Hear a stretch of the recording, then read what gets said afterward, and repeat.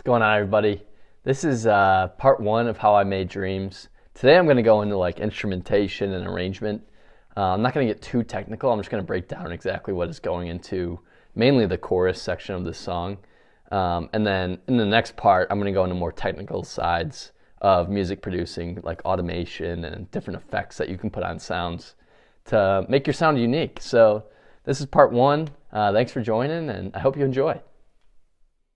All right, I want to start by saying, if you're actually taking the time to watch this video, that I appreciate you, and I'm flattered to think someone may actually learn something from me today. I have a tremendous amount of gratitude for that alone, so thanks for joining. Today, I'm going to cover song arrangement and instrumentation. I'll be including definitions on the screen throughout this instead of explaining everything to try and keep these videos a little short, or as short as I can. For those new to production, I use a digital audio workstation, or DAW, called Logic Pro, which is what you're looking at right here on the screen. This is the Apple version, but there are dozens of others. All of these do close to the same thing, so what I talk about here will likely apply to others. We're going to start with arrangement. When you go to make a song, you don't need to have a perfect idea of where you're headed or what it's going to sound like. That's kind of where the fun of the creative process comes in. But you should at least have a roadmap in your head, and that's where arrangement comes into play. Having a reference track specifically to take inspiration from really helps with this. If you're new to music or producing, I encourage you to try and emulate your favorite songs. It's a good way to start. In the case of Dreams, I obviously had the original lyrics from Fleetwood Mac and worked with Bailey on the vocal, which she did a really great job on.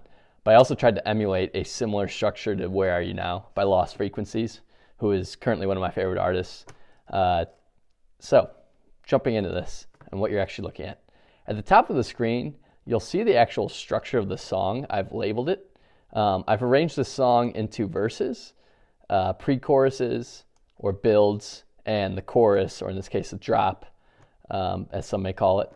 It's also common to have a bridge at some point in your song. In the case of this one, I did not add it and just added a longer outro instead. And one quick point is that organization is crucial when working on large projects like this. I've got 102 total tracks in here, and it's very easy to quickly lose track of what sounds are in each section and how they should be interacting with each other at that time. So when working on a project, I suggest adding markers like I have up top in your project, and color coding your instruments by instrument type. To do that in Logic, there's this drop down right here. You can click this drop down and click the plus on marker, and then once you click that, it'll add these little tabs up top.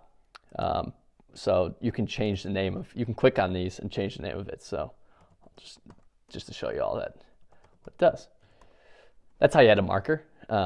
Super helpful once your project starts to grow. And then to assign a track color, you go down to these tracks. So you can go down to each individual track and click on it as you add them, and actually right click, and then you click assign track color down here, and the color spectrum comes up, and you can choose any color you'd like. Moving into instrumentation, what I'm going to do is I'm going to break down the instruments in this song and how they all fit together. So when you're thinking about making music, it's important to have what's called equalization already in the back of your mind. And what that means is that essentially different instruments and musical notes take up different space on the audio frequency spectrum. To give you an idea of what this looks like, look at how this is called a channel EQ in Logic. But look at how this lights up when I play high notes, mid notes, and bass notes on this piano, and how it interacts with this channel EQ. So here's some high notes. So you can see things lighten up above that 1K mark, all the way up to like 10K, and then it kind of tails off towards 20. And what those numbers are what's called hertz. So hertz are all on the audio frequency spectrum. This is the mids. So you can see more of the like 200 to 800 light up. and then it tails off a bit more. And then here are bass notes. That sounds horrible on the piano, but so you can see everything in this 40 to 200 range, which is the bass frequencies, light up when you're playing the lower notes. All right, so when you're going to make a song, it's important to think about how you're going to fill up the space on that spectrum. So in the case of Dreams, I had a few different things going on. So I had my lead vocal, I had in the green up top here. I had the pianos, which are all in the orange, the piano layers. Those take up a lot of the mid frequencies. The guitar as well in the second verse and ending chorus, which helped support some of the mid frequencies. Pads as well, those accompany the piano from a frequency perspective. And then the bass obviously takes up the bass frequencies throughout the song. And then I also had this lead synth throughout, but this especially at the end during the outro. This took up a lot of the high frequencies to fill up that space from an instrument standpoint. I'll play it for you.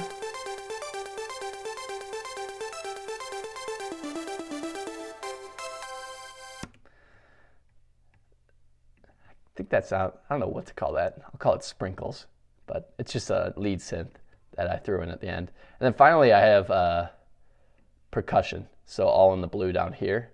Percussion typically takes up everything on the frequency spectrum, so you want a kick drum will take up a lot of the bass frequencies, but then you also have hi-hats and like shakers that take up a lot of the high frequencies, and crashes, like cymbal crashes. But then your snares and your claps may take up a lot of the mid frequencies. So your percussion is involved in all of it, which is important because percussion is really like, along with the bass, is the backbone of the song. But like I said, all of these come together throughout the song and highlight different parts of the frequency spectrum. So let's break down what each of these instruments are actually doing. This entire song follows the same chord progression, which makes it pretty easy in that regard. If you can just learn how to play a C to a G to an F on either the piano or guitar, those are all chords. If you can learn to play those, you can literally make this song. Obviously, there's like little intricacies that go into it, but if you know at least those bass piano chords, you can make a song. So we'll cover the pianos and the chorus section start here, with the focus being on this chord piano. I'll focus on this thing up top. When adding rhythmic instruments to a song, I highly suggest keeping the core of your percussion in place. In this case, I created the pianos around the kick and the clap. So down here, to help create the groove. And once you have your general groove in place, I immediately start stacking the instruments to fill up the sound. So you'll notice later, but I have, 6 different pianos stacked on top of each other here, all in orange. This is one piano on its own. So it sounds good, but it's a little thin. So as you start, this is a totally different piano. I just chose a different one that's stacked around top. You can hear that kind of fill up the sound a little bit. And then when you throw all of these together,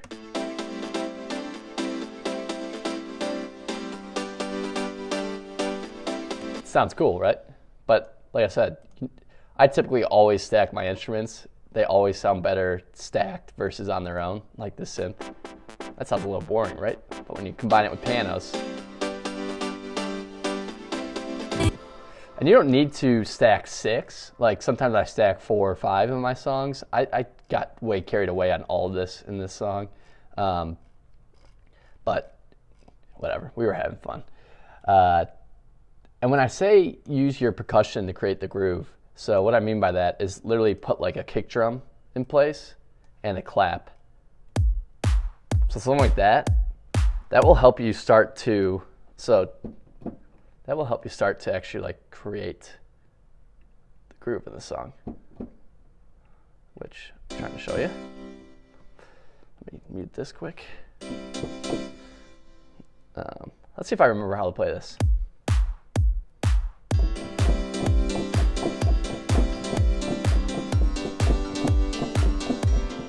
Messed it up.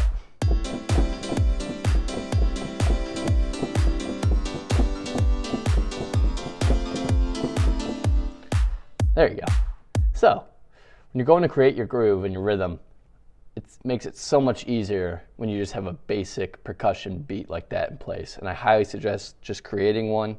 That beat is super easy. You just put a kick on the one beat, 1, 2, 3, and 4 beats, and then a clap on the 2 and the 4, and you'll be all set. So moving on, moving into pads and strings. These are a bit more straightforward.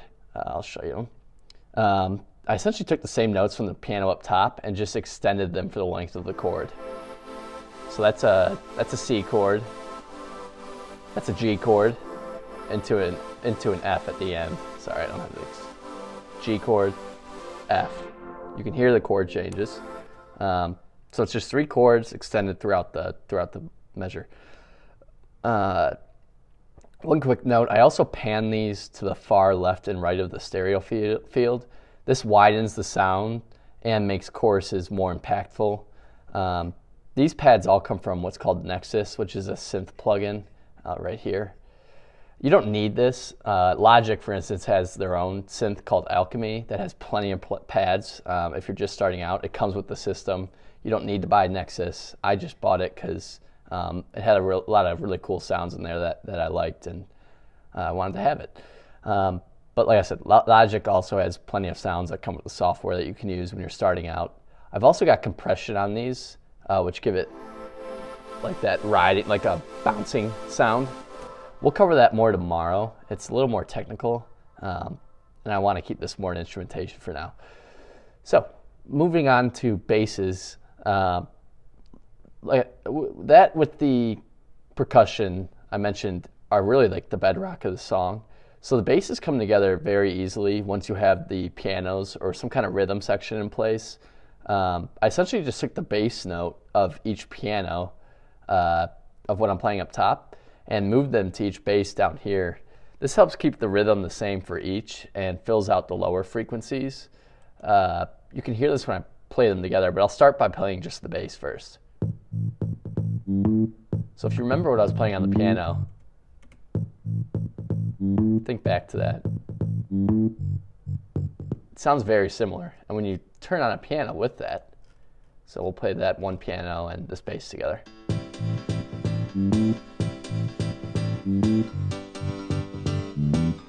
Playing a very similar rhythm. I do have a couple fill notes, I guess, that right here. So these, when you open this up, this, I don't even know what they call this. The scissor icon. That's editors. There you go. There's a technical term. Editor icon. These are actually the actual notes within Logic. But I basically just have the bass note going, and then I have a couple of fill notes. Bum, bum, bum, bum, bum, bum. Man, I'm sometimes tone deaf. So, again with basses, I also stack them. You don't really need 5 basses.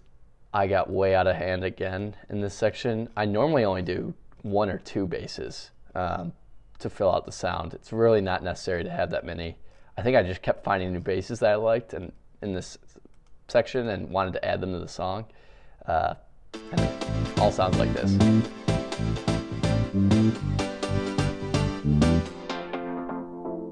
One more time. You get the idea. All right. Finally, I'm going to walk you through the percussion of the song. 99% of the percussion I use are what are called samples. Most of my samples come from Splice, but I also sometimes download sample packs that you can find on the internet if you literally Google sample pack. But anyway, Splice, I'll pull it up here. It's a music collaboration platform where various producers post their samples for other producers to use in their own songs and their productions. So to give an example, if I type snare, like I have up here, different results come up. So like 2 million results have come up. But if I type in, let's do a tambourine. There's 6,000 tambourine samples on here, which is just pages and pages of tambourine samples that you could use within your own song. So if you join the platform, you can download these and use them in your music. I think it's like $8 a month. It might have gone up to like 10. It's not anything too crazy. But most times when you're putting together a basic percussion section, you really want to have just at least, at very least, like a kick drum, some claps or snares, and some hi-hats. So I like to add shakers and tambourines as well because it kind of rounds out the percussive sound. So I'll start by I'll just highlight each of these as we go along. So we'll start with the kick. So this is just on the, like I said earlier, there's 4 beats in a measure. This is hitting on every beat. It's called a 4 on the floor beat. So it's 1, 2, 3, 4. And then you throw in claps and snares, and those come in on the 2 and the 4 beats. So 1, 2, 3, 4, 1, 2, 3, 4. You come up top. I got some ride cymbals in here. That's just to help with the rhythm. And then you got some open hi-hats, which come in on the and. So it's 1 and 2 and. 2 and 1 and 2 and. And then shakers, tambourines, and that fills out the sound. That's your beat. Already just listening to that, you're like, yeah, there's a groove in there. Anyway, that's it for instrumentation. Everyone, that was day 1 of how I made Dreams. If you actually stuck around to this point, I'm pretty impressed, and I thank you for actually watching this. Tomorrow I'll be covering effects and some of the more technical sides of producing that can be a little confusing, but I'll do my best to explain them. So if you're interested in getting started, I realize I didn't cover it. I just kind of covered what was in my song, but if you're interested in getting started and still not sure how, send me some questions. I'll do my best to answer them. Either comment on this or shoot me a DM, do whatever you want. But other than that, I mean, thanks for watching, and I'll see you tomorrow. Go have great days and weeks. Peace. Again, you say you want your freedom.